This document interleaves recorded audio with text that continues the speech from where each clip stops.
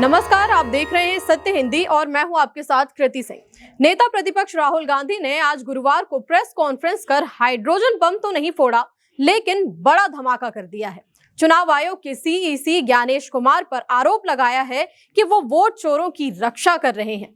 राहुल गांधी ने ज्ञानेश कुमार से कहा कि ज्ञानेश कुमार जी, अपना काम कीजिए, आपने शपथ ली है, कर्नाटक सीआईडी को पूरा ब्यौरा दीजिए। उन्होंने हाइड्रोजन बम के अपने पुराने दावे को फिर से दोहराते हुए कहा कि अब उनके पास 100% सबूत हैं और वो जल्द ही इन सबूतों का प्रदर्शन करेंगे। राहुल ने बताया कि उनकी टीम को ये सबूत इकट्ठा करने में 2 से 3 महीने लगे हैं, लेकिन जब ये सामने आएंगे तो किसी को कोई शक नहीं रहेगा कि भारत में किस तरह चुनावों की धांधली की जा रही है। राहुल गांधी ने सीधे तौर पर मुख्य चुनाव आयुक्त ज्ञानेश कुमार पर आरोप लगाया कि कर्नाटक सीआईडी ने पिछले 18 महीनों में चुनाव आयोग को 18 चिट्ठियां भेजी हैं, जिनमें आईपी एड्रेस और ओटीपी का ब्यौरा मांगा गया है, लेकिन चुनाव आयोग ये जानकारी नहीं दे रहा है। क्योंकि राहुल गांधी का कहना है कि ये जानकारी उन्हें उस जगह तक पहुंचा देगी जहां से वोट चोरी का सारा ऑपरेशन चल रहा है। राहुल ने देश के युवाओं को संबोधित करते हुए कहा कि देश के युवा लोकतंत्र के हत्यारों का बचाव कर रहे हैं।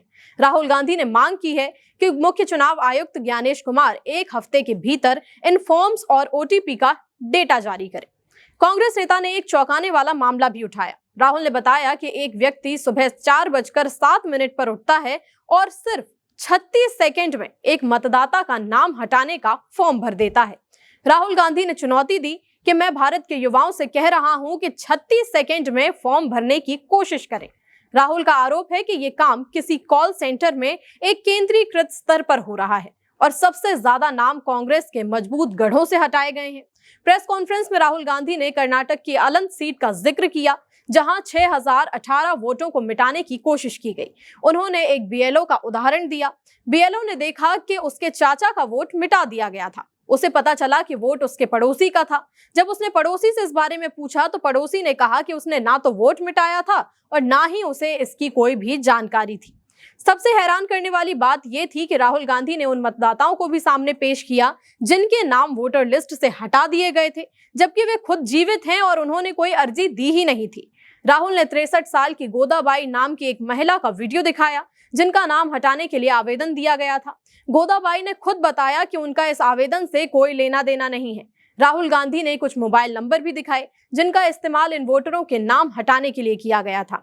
ये पूरा मामला कर्नाटक के कलबुर्गी जिले के अलंत विधानसभा क्षेत्र का है, जहां पर 2023 के चुनाव से पहले फॉर्म 7 में हेरा फेरी करके करीब 6000 वोटों को हटाने की कोशिश की गई थी।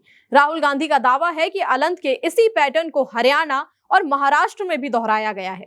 राहुल गांधी ने साफ कहा कि मैं ये हल्के में नहीं कह रहा हूं, बल्कि लोकसभा में विपक्ष के नेता के तौर पर कह रहा हूं। उन्होंने चुनाव आयोग पर सीधा आरोप लगाते हुए कहा कि भारत के मुख्य चुनाव आयुक्त वोट चोरों की रक्षा कर रहे हैं, लोकतंत्र को बर्बाद कर रहे हैं।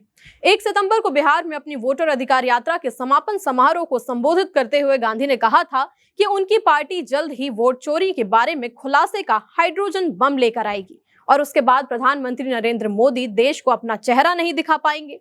इससे पहले राहुल ने 7 अगस्त को भी कर्नाटक के महादेवपुरा विधानसभा क्षेत्र के आंकड़ों का हवाला देते हुए चुनाव आयोग पर बीजेपी से साठगांठ का आरोप लगाया था।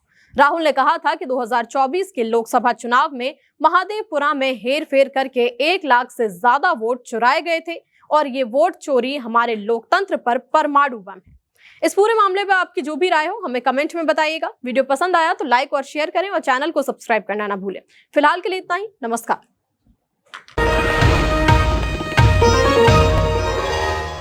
Copyright disclaimer under Section 107 of the Copyright Act 1976. Allowance is made for fair use for purposes such as criticism, comment, news reporting, scholarship, and research. Fair use is a use permitted by copyright statute that might otherwise be infringing.